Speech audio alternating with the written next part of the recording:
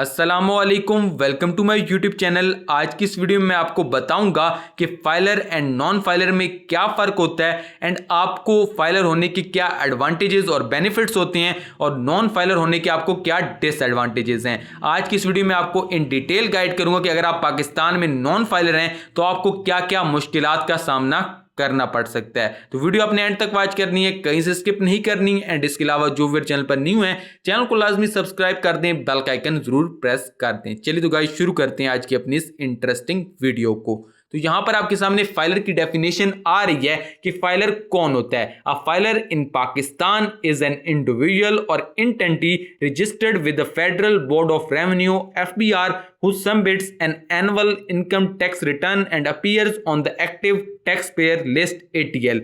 यानी कि फाइलर वो बंदा होता है जो FBR या फेडरल बोर्ड ऑफ रेवेन्यू जो इदारा है, जो पाकिस्तान का डिपार्टमेंट है टैक्स कलेक्शन का, उसके साथ रजिस्टर्ड होता है, या वो कारोबार जो रजिस्टर्ड होता है FBR के साथ और अपना एनुअल इनकम टैक्स जमा कराता है और उसका नाम जो है वो active tax payer list ATL में शामिल होता है, तो वो फाइलर कहलाता है। यानी कि ये फाइलर की एक शॉर्ट सी डेफिनेशन है जो मैंने आपको बता दी है।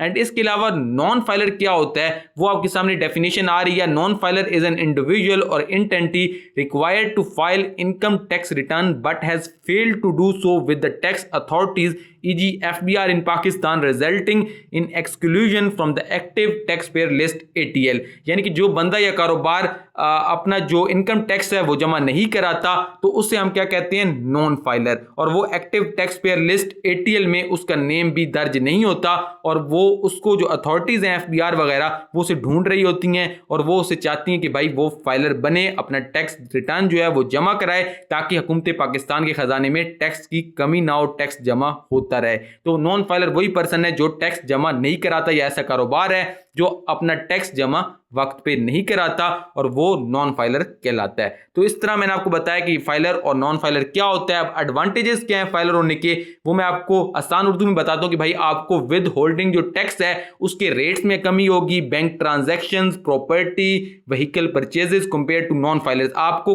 कम टैक्स लगेगा। और डिसएडवांटेजेस फाइलर होने की यही है कि भाई आपको ज्यादा टैक्स लगेगा। इसके अलावा आपको फाइनेंशियल रिस्ट्रिक्शंस आएंगी, आपको पेनल्टीज लग सकती हैं, आपको ज्यादा टैक्स भरना पड़ेगा फाइलर्स के मुकाबले में। यानी कि नॉन फाइलर होने का ये सबसे बड़ा डिसएडवांटेज है कि आपको पेनल्टीज पड़ सकती हैं और आपको ज्यादा टैक्स पे करना पड़ सकता है। एंड इसके अलावा अब मैं आपको बताता हूं कि फाइलर और नॉन फाइलर आपके लिए क्या बेहतर रहेगा।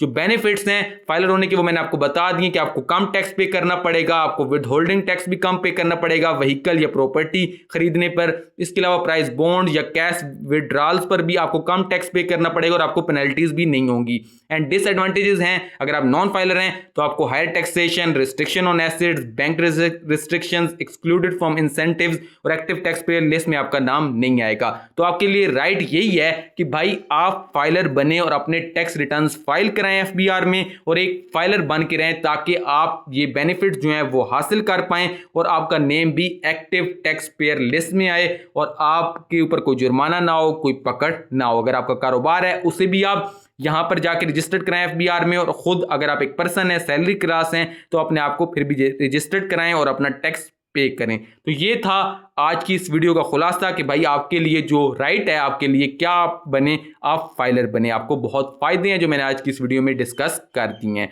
तो आज की वीडियो में इतना ही। एंड इसके अलावा अगर आप FBR से रिलेटेड कोई भी सर्विसेज लेना चाहते हैं तो नीचे दिए गए नंबर पर आप राब्ता करके सर्विसेज ले सकते हैं इंतहाई मामूली सी कीमत में घर बैठे। तो इस नंबर पर आप राब्ता करें और हमारी सर्विसेज को अवेल करें। आज की वीडियो में इतना ही। अल्लाह हाफिज, थैंक्स फॉर वॉचिंग।